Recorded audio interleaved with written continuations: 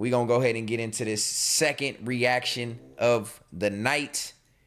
This one is serial killer burns his 9th victim alive. This one's a lot darker than what we just watched. Serial killer burns 9th victim alive. This one going to be interesting. Let's go. It's 3:30 a.m.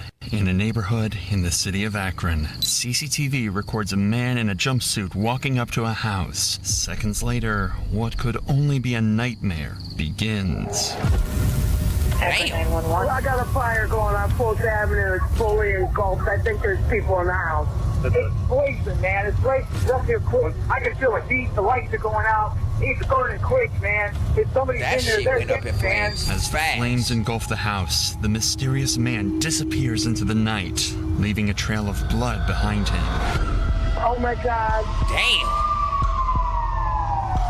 Hurry, please. I ain't gonna lie, that's gotta be one of the worst ways to possibly die, Tribe. It's gotta be one of the worst ways. There's 2 ways that I would never, well, 3 ways. 3 ways that I would never want to die. Fire, drowning, or suffocating. There is no way that anybody deserves to go out in them 3 ways, and yet it happens all the time. But all right, let's see what he's doing. Oh, Jesus. The whole house is on fire. As authorities were called to investigate, they had no idea what they were stepping into. This would only be the beginning of a series of fatal fires set by a vicious, cold-blooded killer, and detectives would soon find themselves racing against the clock as a serial arsonist hunts for his next victims. The night of April 17th, 2016 was uneventful for 66-year-old Lindell Lewis. He had just gone through a hip replacement surgery and was resting at his home on 719 Fultz Street, being looked after by Gloria Jean Hart, his girlfriend at the time. However, this night would be different. This night would plunge the once peaceful city of Akron into sheer terror. In the early hours of April 18th, close to 3:33 a.m., CCTV footage captured a man walking in the direction that led directly to Lindell's house. And moments later, tragedy would strike the house of Lindell Lewis. Because he was in a hurry to escape, this first attempt at setting the house on fire had failed and the flames died out, prompting the arsonist to make a return for a second time to make crazy. sure he Why the finished hell the would you job. come back? At around 3:40 a.m. and approximately 3 minutes after this second round of dousing the house with what appears to be gasoline, a raging fire would swallow up the entirety of Lindell's house. This was an early Monday morning and most people in Lane Worcester neighborhood were asleep preparing for work. No one would have been awake to see who this masked arsonist was. More importantly, whoever this was well aware of Lindell's hip surgery as it had made him wheelchair-ridden and unable to move. This meant that the fire was started knowing that he would never be able to escape. That's 911 calls would begin pouring in as the fire raged on. Akron 911. This is 725. It's next door. I can feel the heat. The lights are going out. It's burning quick, man. If somebody's in there, they're dead, man. Get up here real quick. Hey, they're on their way right now. Presumably, Lindell and his girlfriend were sleeping in their bedroom on the upper floor of the house when the fire initially began. Since the masked arsonist ensured that the fire spread from the ground floor, this meant that by the time they woke up because of the heat and crackling of the fire, they had no escape, especially because Lindell was unable to move by himself. Gloria most likely helped Lindell move from the bed, and the couple retreated to their bedroom in an attempt to get as far away as possible. But all this did was delay the inevitable. As firefighters and EMS arrived at the scene, the elderly couple was heard screaming for help from inside their bathroom. Even with desperate attempts to save them, it was far too late. This gasoline fire was far too violent, and the smoke was far too thick.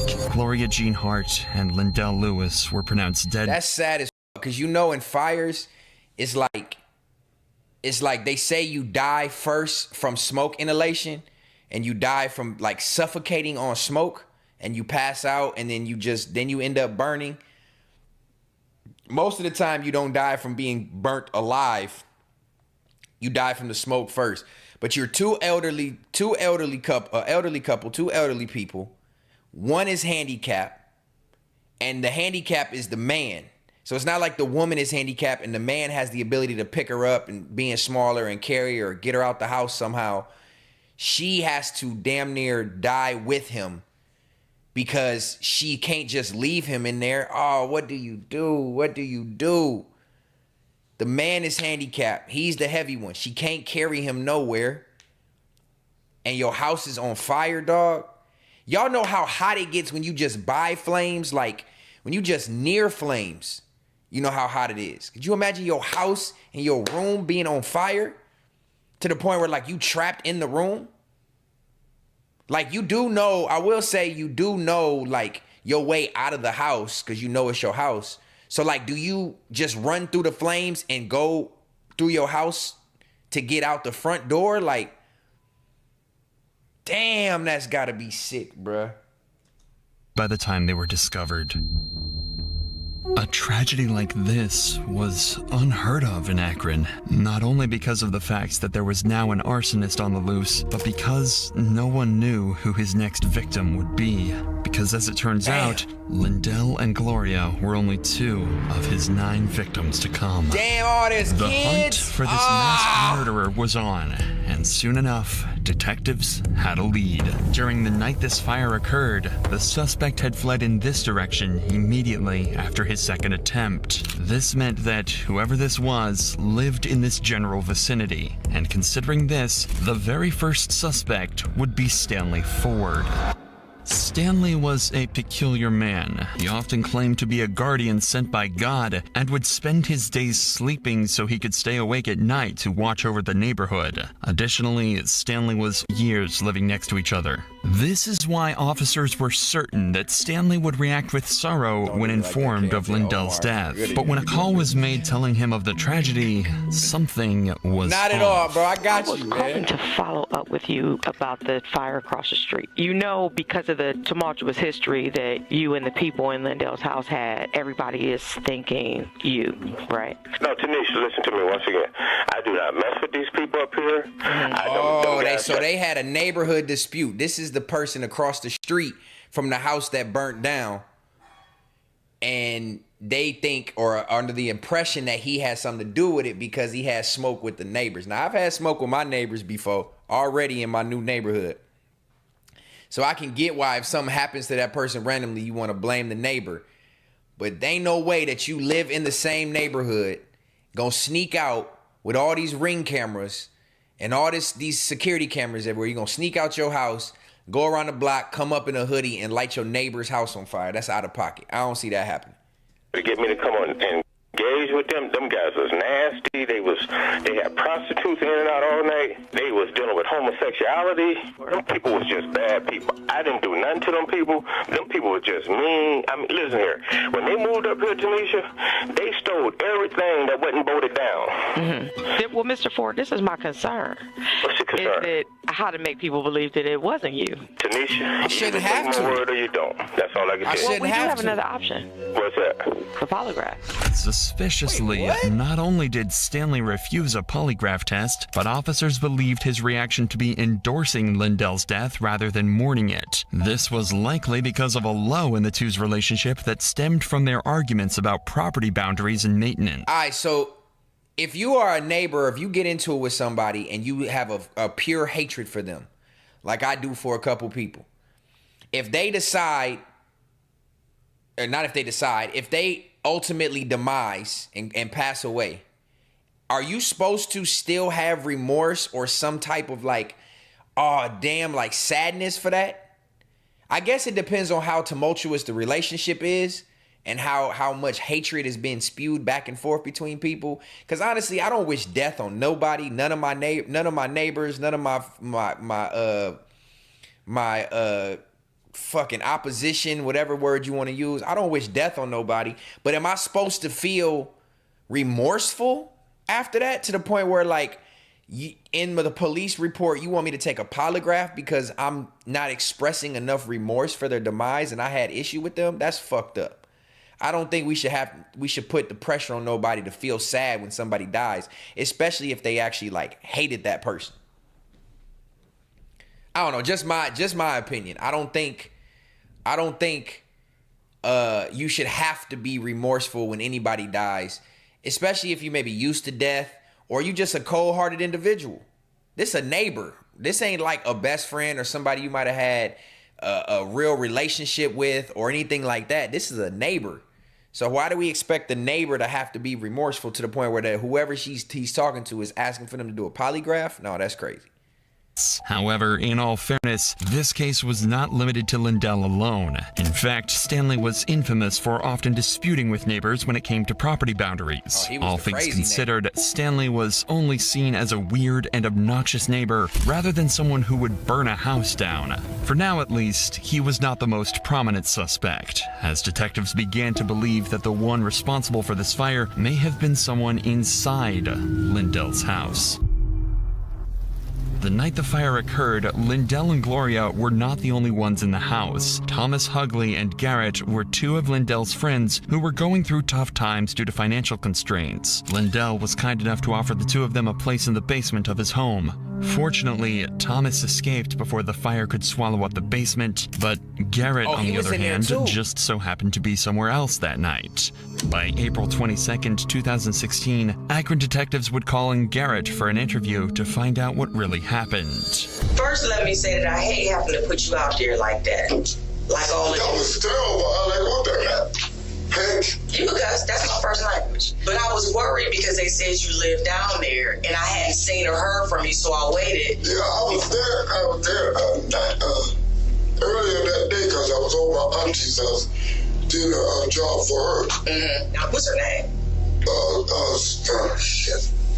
Oh, no. I got her last name. She works across the street right there. Okay. Now, I ain't trying to, stir your brain, because the main reason I want to find you, make sure, one, that you safe and you okay, and to find out. I didn't know nothing about it until my sister then called me, and Mr. Hughley called me.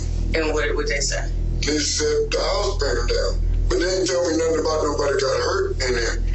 And then my best friend. What about Linda? For detectives, it is definitely odd that Garrett is taking so long to remember the finer details, but this is nothing conclusive as of now. However, they are confident that by poking deeper, they might be able to find some clues. Have you heard about anybody who got a beef with him? Oh, no. That I know of. Now, what was that thought you just had? Bro, why is it that... I get it. I guess it's hard to lie and make up a story when things are so serious. But you said, no, I was there earlier that day. I had came from my auntie house.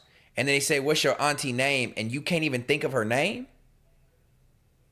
Dog, people just be making themselves an easy target. I don't get it. Bruh. How do you, if you going in for questioning, how do you not come in somewhat prepared? Every video we've watched on these criminals that's doing something, they are never prepared. They don't never have any story type thing straight. You don't go in saying, this is my story. Nothing. They get caught in that trap every single time, dog. So this guy right here that they're interviewing lived at the house that burned down. The people that own the house rented out their basement to friends that were in need. Obviously, this gentleman right here was a friend in need. They rented out the space to him. He goes missing at the time of the night of the crime. They can't find him. It takes him days later to come in and be questioned, and then you still don't have your story together? Come on, dog. That type of call the cops on Luigi Magnolia at McDonald's. Hell no, I ain't calling the cops on nobody. I don't know, man, because I didn't know the people he knew. It's obvious you just had a thought. Unless you threatening my life or something because like all of that, us in here, or no, you not want to speak because you had the police. I don't know. You definitely had a thought right there. All I know is they purport to have a restraining order on that guy across the street. Stand something. That's all I knew. Stanley's name has once again crept into the conversation. In fact, rumors about Lindell and Stanley's conflicts had already spread like wildfire, and he was on his way to becoming suspect number one. But for detectives, this could mean anything. Stanley would alternatively be the most suitable for Garrett to pin his crimes on, a neighbor with a god complex who had frequent conflicts with Lindell. Furthermore, Garrett has not given any details about his alibi. All we know is that during the night of the fire, he was at his aunt's house and was spending time with his niece. This is why detectives would not let up putting pressure on Garrett. You the only person that ain't even gave a scenario. And that kind of made me suspicious. Scenario means. Of anything that you might have heard or thought. You the only one. But I don't know nothing. I wasn't there. I know you weren't there. I hadn't been there in a couple of days. You weren't there, but you're the only one. All right, let's do it this way. And he just said he was there earlier that day. The night it happened. I was at my niece's house. What time did you get there? I don't know what time we got You said your aunt's Was it light house. outside or was it dark? I don't know. We was intoxicated. What can I say? We was. Who were you with? Me and my niece. And what time did you leave there? The next day, I think. What time did the fire happen? I don't know. Thomas told me it was 3 o'clock in the morning. I don't know. Let me ask you this question. Was you going to the funeral today?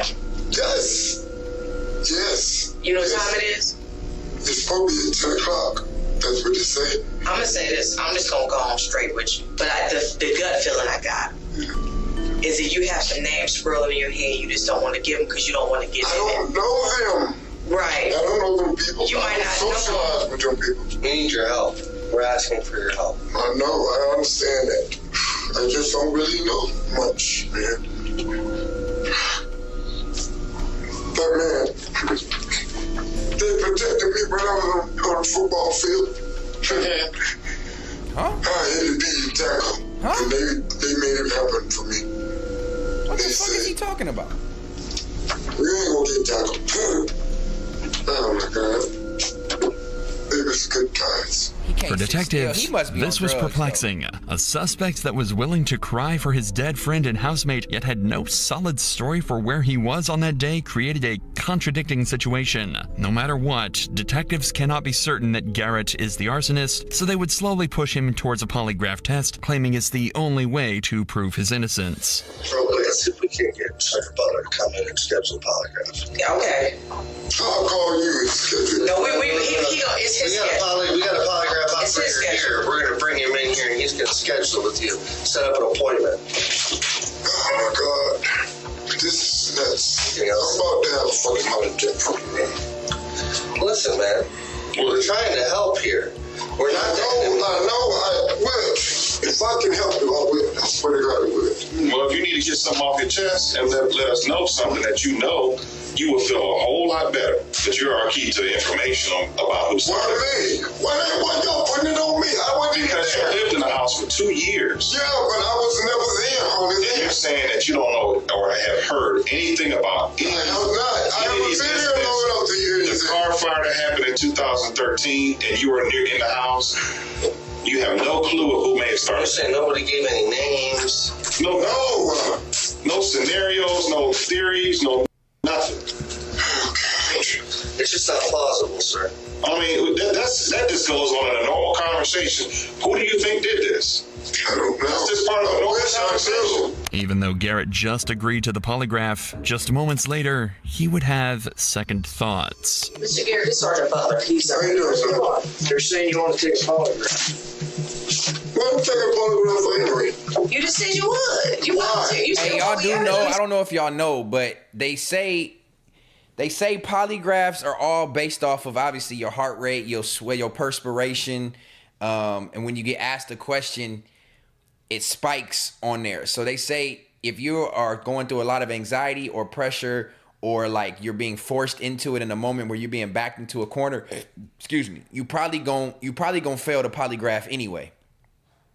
And also too, a polygraph it can't be proven, it can't be used in court to prove you as guilty or innocent. It can only be used as evidence for people to consider.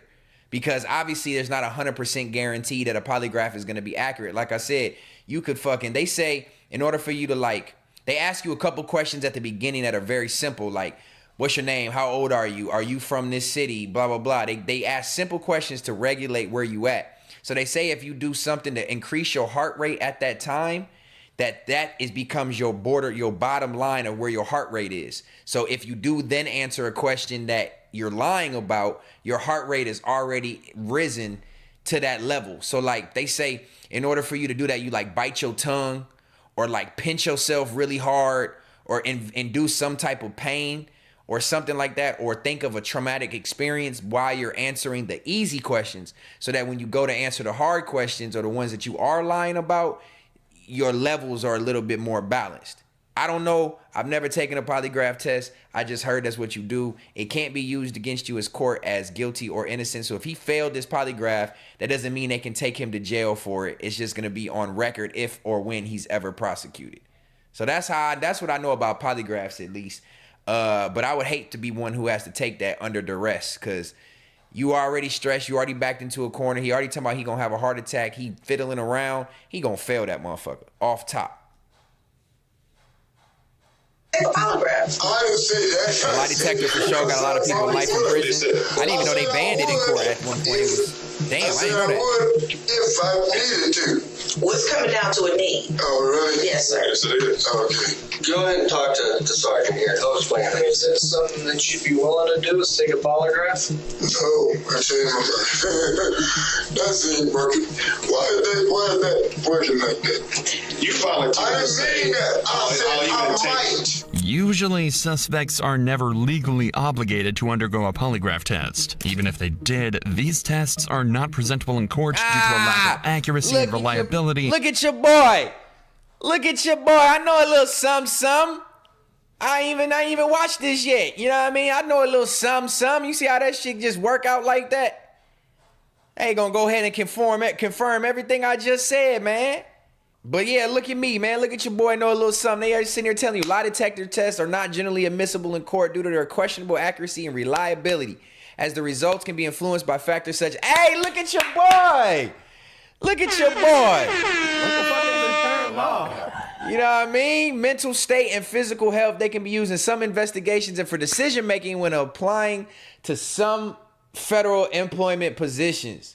Would you look at that? I literally just said it and it pops up in front of us. Man, I'm a smart ass nigga, man. Fuck what y'all talking about. Let's go.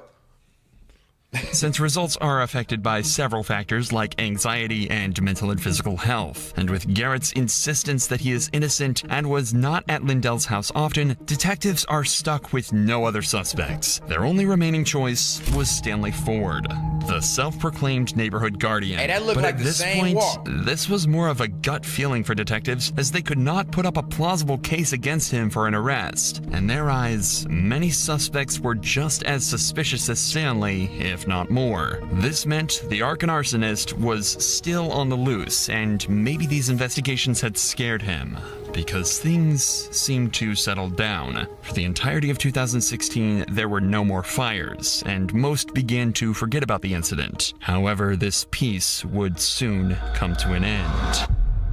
On January 23rd, 2017, someone set fire to a vehicle on... All right, so the initial setting of the fire was April of 2016.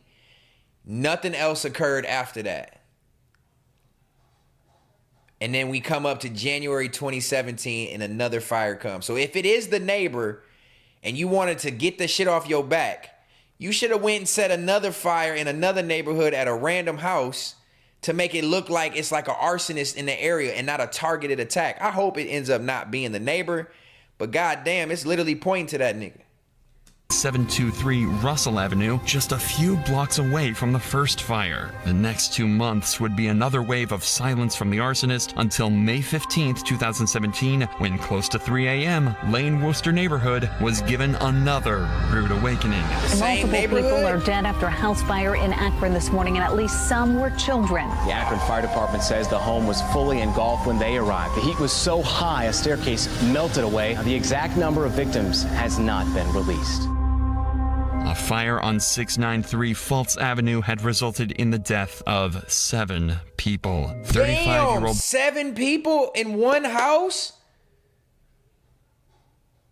I thought he set multiple fires and it killed 9 people. You got 7 people in one crib? Where did the fire start to where none of the 7 could get out? Let's see. This is crazy. Dennis Huggins and 38-year-old Angela Boggs, along with their 5 children aged between 16 months and 14 years. This was the second major fire after the Lindell home was burned to a crisp 13 months prior. The fire had started in trash cans placed at the front of the house and spread quickly through the porch into the home. However, this was no accident. According to a forensic analysis, an accelerant identified as gasoline was dumped into the cans. The flames were intense and enveloped the house within seconds. There was no room for escape. And just like the first fire, this is what I don't understand. I mean, I'm not saying it's impossible, but like, unless you don't catch on fast enough, but if you are awake or you feel the heat or hear it, even if the house catches on fire in the front, there's no way to ever get out a back or a window or nothing like that. Damn, that's sad as fuck, bro. All 7 victims were found huddled in corners of the home as they had been trapped by the smoke and flames. The bodies had been burnt so badly that the only way to identify them was through a DNA test. Oh my God, this bruh. was a tragedy. The family was huddled in corners of the home. So 2 people, 3 people in huddles, kids. Oh my God. You got kids ages 6 months to 14 years old, and they're huddled in different parts of the house, hoping it goes away. Can you imagine? I don't even want to imagine what is going through these kids' minds, bro. That shit is horrific. I swear, dog, whoever that did this shit, he better, I'm a firm believer that if your crime is severe and deranged and like cutting people up and all that and like severe mass murder type psychopath shit, the same treatment is deserved for you. If you doing crazy shit like that, the same treatment is deserved for you. But compared to the first fire, finding the suspect this time wouldn't be hard, as there were only 2 options. All right, here we the go. first was Patrick Boggs, who had a bit of history with Angela Boggs, the mother of the children in this fire. Patrick Boggs served 12 years in prison for dousing Angela in kerosene and threatening to set her on fire in 2001. Well, there you go. He was a violent man and had even tried to stab someone, making him a very plausible suspect. But even with his past, Patrick was quickly discarded as cameras provided he had never left his home in Ohio. More importantly, an extensive polygraph test proved that Patrick was telling the truth about not being involved in this crime. However, his role in these murders wouldn't end here, as we'd later find out. For now, the only remaining suspect was a familiar face, one that was a common denominator in... Say that again, Greedy. Ohio niggas be crazy. You want to know where Miss Moneybags is from? It makes sense now. Ohio motherfuckers are crazy. Both fires, Stanley Ford. And this time, officers were prepared to gather a mountain of evidence against him. They treat me like I'm a suspect, man. I'm not a suspect. The first step was to obtain a search warrant for Stanley's home, which would result in a crucial piece of evidence being found. Oh, so now we back to worn the out initial tennis neighbor. shoes that had been covered in an accelerant. An accelerant that just so happened to be gasoline. But the evidence wouldn't end here. One of the detectives would decide to have a one-on-one conversation with Stanley in his car, and what he says would be nothing short of disturbing. No, listen what I'm saying to you, Stanley. This is so wrong, Stanley, man. listen what I'm saying to you, It's embarrassing to my neighbors. Listen what I'm saying. You mentioned some things last night about some bad people at the house, or... Well, to me, I thought they was Won't bad make 'em kids. bad. The stuff they was just doing immature stuff in the neighborhood. Like what? Shit, kicking vehicles' rear view mirrors, busting them out and stuff like that. Is that a good way to get rid of somebody moving out the neighborhood or get rid of that? No, I wouldn't do that. I wouldn't do it like that. All right, so Stanley, you are, bro, it's got to be you at this point. Because Stanley has had a whole narrative about the people across the street from him, the first 2 people he burnt down their house. He had a narrative about them, about being bad people and having prostitution and drugs and homosexuality at the house. And he had a riff with that neighbor, where he admitted to having a problem with him. Now he's saying, when he's talking to the police, that the other house that burnt down with all the kids in it, that the kids was mischievous in the neighborhood, kicking cars and doing shit. So now you not only had a problem with the problem with the people who resided in the first house you burnt down, now you have you're not supposed to say you don't even know these people. Now you got a problem with the other house that you done burnt down, or allegedly burnt down, to the point where you're confessing to the police that you had an issue with the kids, so you burned the house down? Come on. I wouldn't do that. Come on, Stanley. I ain't gonna set somebody on fire just to get them out of the neighborhood. That ain't godly, like, man. That ain't human nature, like, that. Yeah, that's evil. That's pure evil, right? Man, I'm not evil, man. Yet another instance of Stanley Ford justifying not only the deaths of the couple, but of their 5 innocent little children, too. Just like in the murder of Lindell Lewis, there was a pattern of pure hatred towards the victims. A pattern so disgusting that Stanley felt it was his God-given right to purge anyone who upset the guardian of the neighborhood.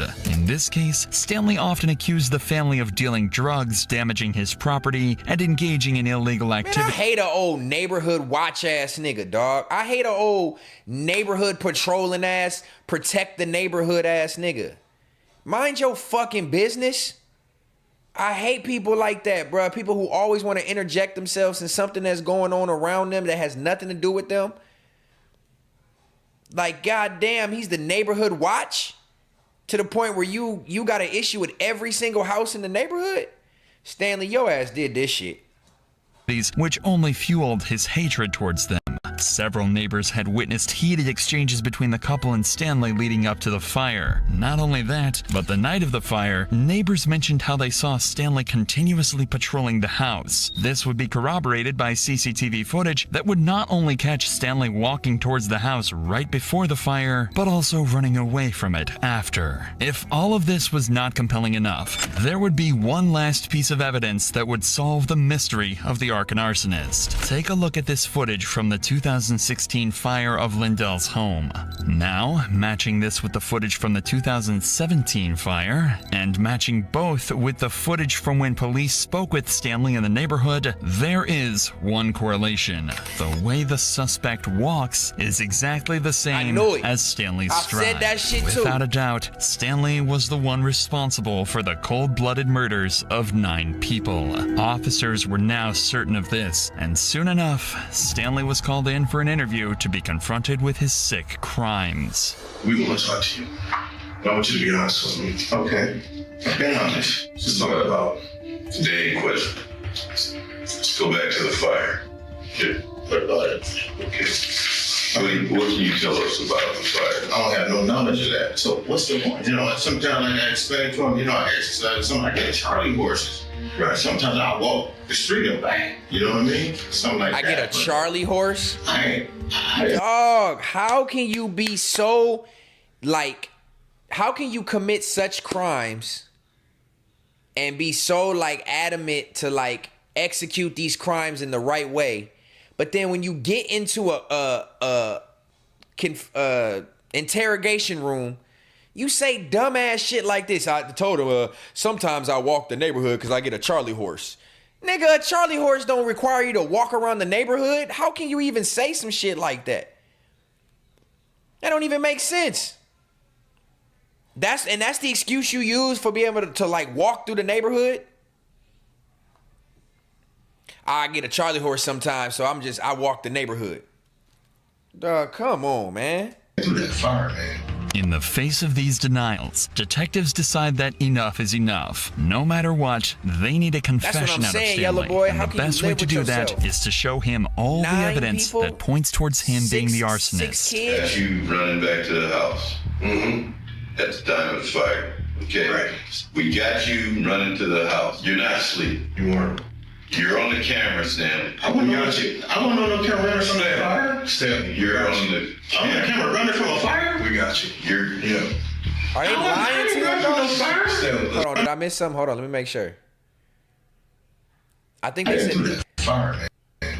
In the face of these denials, detectives decide that enough is enough. No matter what, they need a confession out of Stanley, and the best way to do that is to show him all the evidence that points towards him being the arsonist. As you running back to the house. Mm-hmm.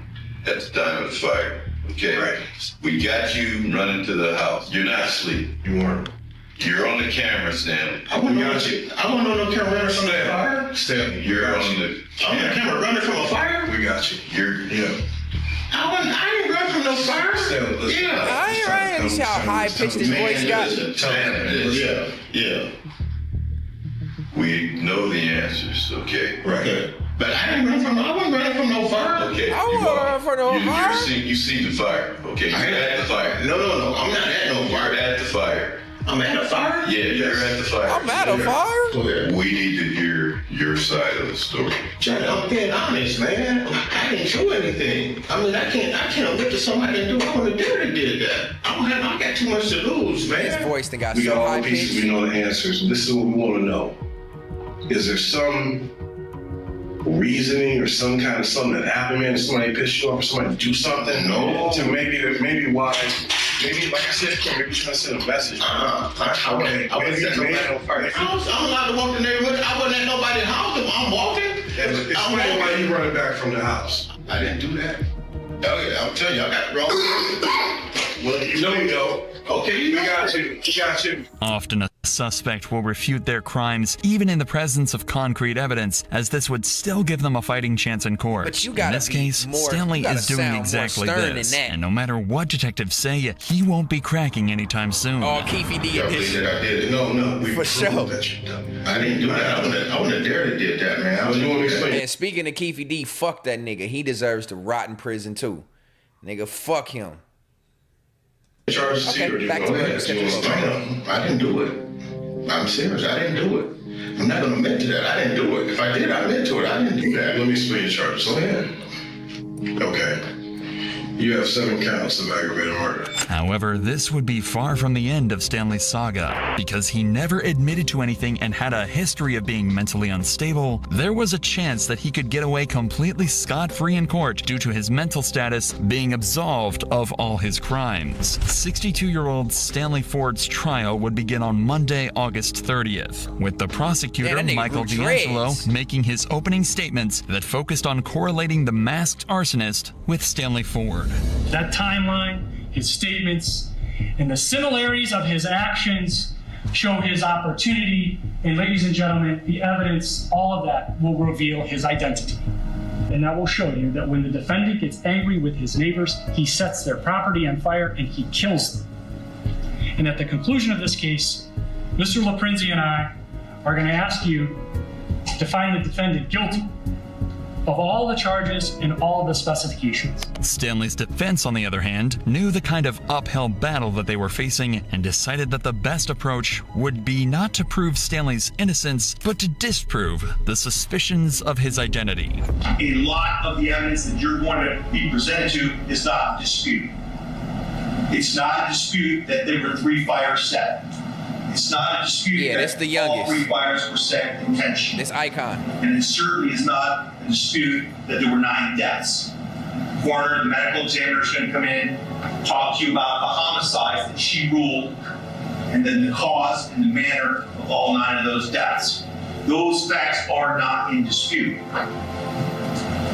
But again, as defense, we told you, and you know that the state of Ohio has the burden of proof each and every element. Defense has the burden to prove nothing. On the surface, this might seem like an open and shut case, but Stanley's defense has planned for these hearings thoroughly and knew exactly who to blame, because there was one person who could turn the tides in Stanley's favor: Patrick Boggs, the same man who was the initial suspect for the second fire. See, that's the problem with court, man. You got to be able to prove beyond a reasonable doubt, and that's up to the prosecution to do. The defense is there just to disprove what you're saying is factual, but you still have to prove it without a reasonable doubt. That's what makes this shit tricky. That's why murderers are able to get off, because if you have covered your tracks just enough and you can't be proven, you might be able to walk scot-free. So now the defense is doing the right thing by bringing in somebody who actually has a relation to somebody who passed away in one of these fires, and they bringing the white boy back up. It's crazy to see how this about to end. This shit about to end. Wow. Hold on. Let me put my shit on the charger. Ugh. This shit about to end crazy. Yeah, make sure y'all tap that like button for me one time, tribe. Tap that like button for me one time. Let's stay in tune. These reactions are going crazy. I'm fucking with this. I hope y'all fucking with it too. If so, a like would be appreciated. Maybe a super chat or two. However you feel, it will be welcomed.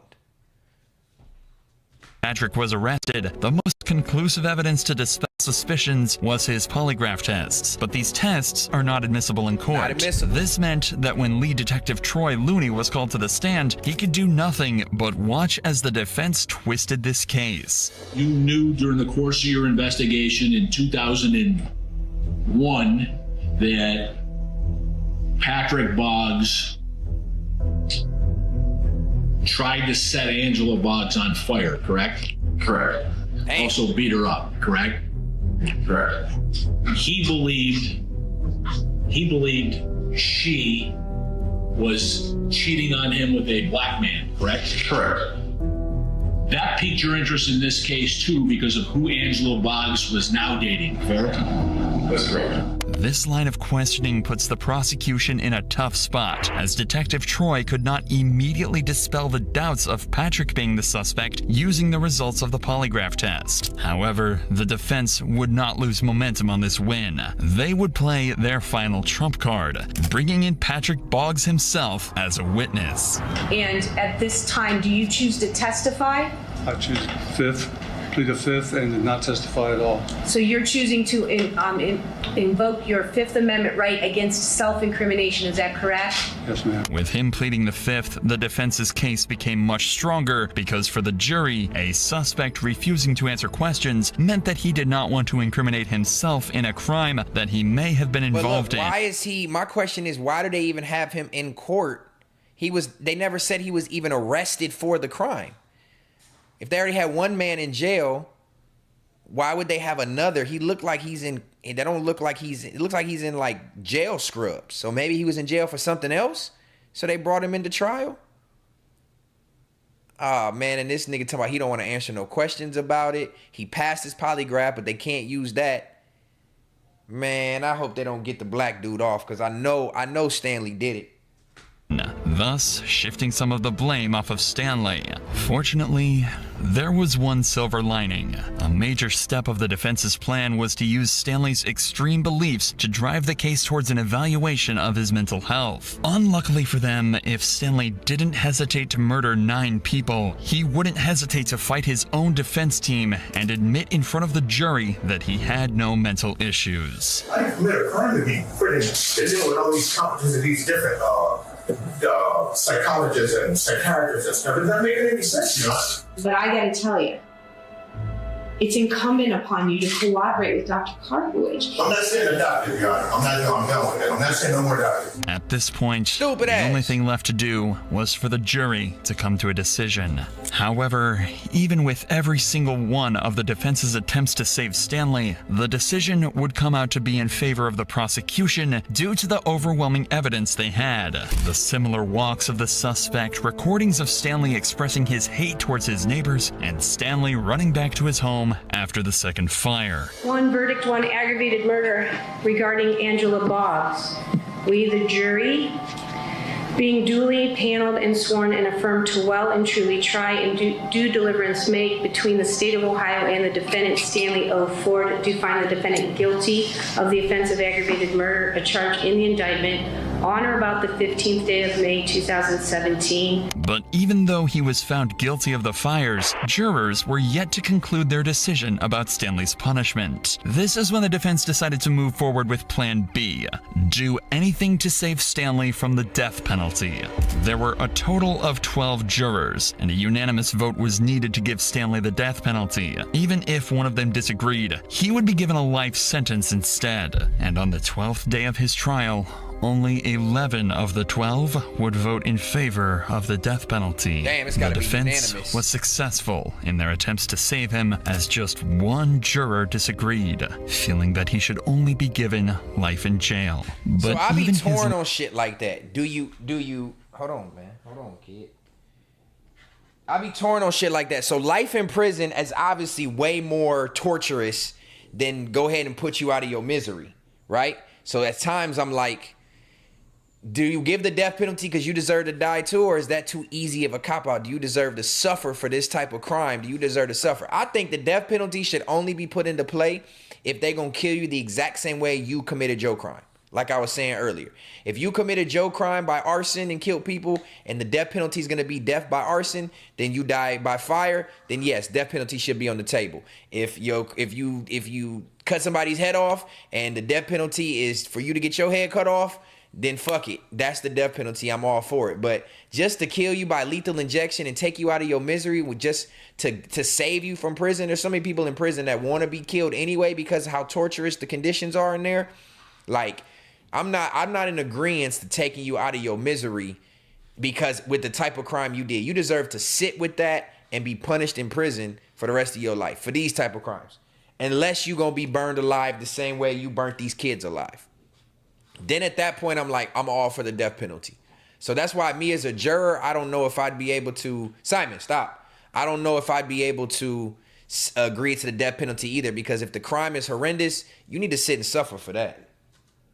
Life sentence would not be kind to him, because for every single year of his life, he would be reminded of his sick and disgusting I be crimes. right on point with this Stanley commentary, Ford dawg. would receive 9 consecutive life sentences for every single one of his victims, without the possibility of parole, plus an additional 21 years. And to be reminded of his crimes, for every single date of the fire and for every single birthday of the 5 children he murdered, Stanley would be given solitary confinement, a punishment that he will have to endure for the rest of his life. That's a cold story right there, tribe. I ain't even gonna lie to you.